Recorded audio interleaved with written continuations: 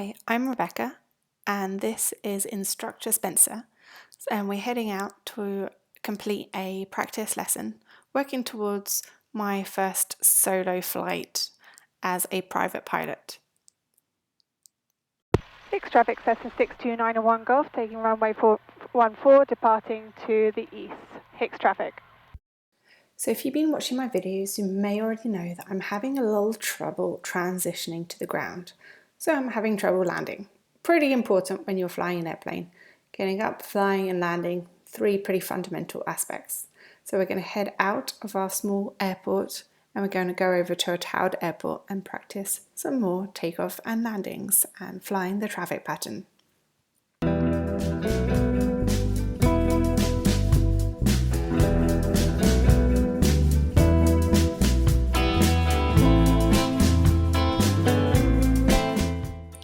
All good students know that a good landing starts with a good pattern.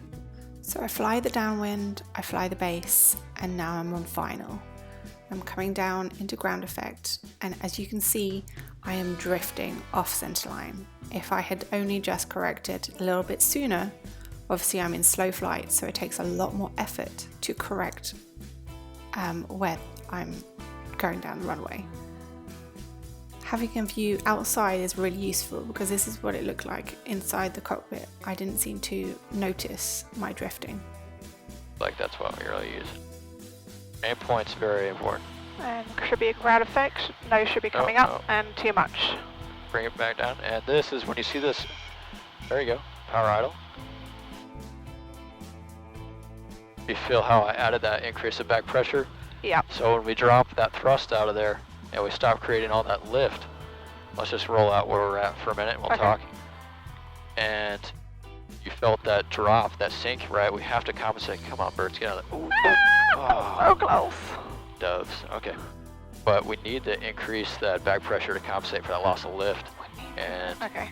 Does that make sense? It's because I do it too early, and then I bounce. Point. I feel like you would have. I kind of briefly said it, here's the ground rising up around us, right? Yep. But once you see the rest of that runway environment rising up around us, that's where, and you start to see what we see right here come into play, as visual reference come into play. Yeah. That's when we go ahead and go power idle, start the round out, right, the transition, and then start pulling that power idle and increasing that back pressure slowly, ever so slowly. All right, let's go. Okay. Flaps are up, let go. The truth is, it feels like I'm always doing something incorrectly. It's either too aggressive, too early, too late, not enough. And finding that correct feel for landing the airplane doesn't seem to be very easy. That's just an hour, I'll go, thanks. Okay, lining up for the runway, I can see looking very red good. And white. So pick that aiming point. And then about 200 to 400 feet past that is where you'd expect a touchdown. Hopefully 200. Okay, ground effect. Begin to roll. Wait for it. Wait for it. Okay. Back Increase pressure. Back pressure. Right rudder. Right rudder. Beautiful. A little more right rudder next time. That would have kept you center line. Okay. Awesome job. All right, let's do it again. Stop. So I'm definitely drifting off centerline, and so Spencer is saying that I need to use more right rudder. Let's see if I actually manage to do that at all for this landing. So at least that worked. I'm staying on centerline and using the rudders appropriately for this landing. Sorry. Let's go with that. There it was. Power idle. Right better. There it was. I'm fighting you. Okay. So again, I do not want my instructor to be touching the yoke, so I'm clearly not doing something right. I need to work on this. We keep on going around. This time around, I look a little high, you can see, but I'm lined up nicely with the runway. I get down to the 1,000-foot markers and I land smoothly without too much trouble. You'll be feeling some ground effects, so bringing it back just a little bit, and a little bit more.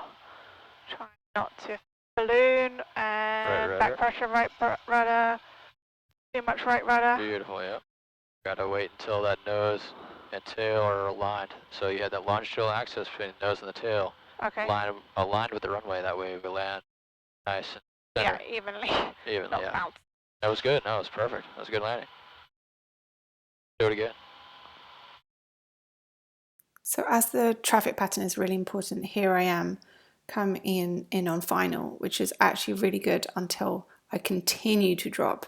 And so I have to add in power to maintain my glide path. And then here I hit down a little bit too hard. Okay, the landing is assured. Yeah. So power coming out, Slowly. rolling, up. A little right rudder. A little bit more rudder. There we go. Smashed out. So let's talk about that real quick. When we held that nose up, we held it up too much and we kept bringing it back and we kept holding it there, waiting for us to come down. Whereas we can drop out just a touch of that and make the judgment calls from there and see what we need to either increase or decrease as far as back pressure is concerned. So we don't want to just continue bringing it back when we're still high. Okay. We want to come in and slowly pull that power idle and then add what we need. So we don't need to do it immediately, right? We just need to do it slowly and add what's necessary. And I thought I was making progress, and now I honestly have no idea what the right amount of back pressure is. Here I am coming in pretty low, so I'm going to have to add in some power again. The PAPIs on this runway, or the precision approach path indicators, are actually for much larger airplanes. So if I'm below and have 4 red lights, it's not actually too much of a big deal. This is a really useful view from a camera in the windscreen. However, I don't actually see this. I only see really the world out of each side window in my peripheral vision, because the runway almost disappears as I transition to the runway. Beautiful. Wait for it. There it is. Power idle. Right rudder. Excellent. And it was almost perfect. We could have come right, aileron just a touch. Okay. And added just a continuation of additional back pressure constantly. That way we're holding it off and it makes those wheels touch down real gently. Yeah, that's what I want to do. And I seem to No, these are great landings. These are really good for private pilot landings. And especially you're like lesson 17 or was it 9? This is the 15th lesson. And they were perfect. Don't ever be flustered because you're doing really well and you're flying, maneuvers, etc. Very, very good for where you're at. I'm so lucky to have instructors that stay calm even and make the best of this worse than worse situation. So we do one more landing and then we head back to our small airport of Hicks just as the world hits twilight.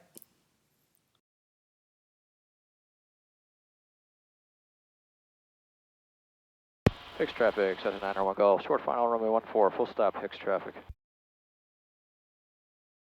There you go. Power back to 17.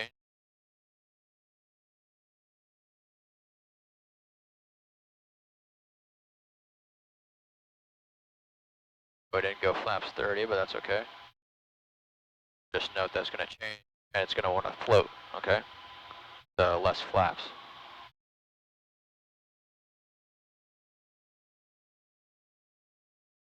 All right, power idle, back pressure.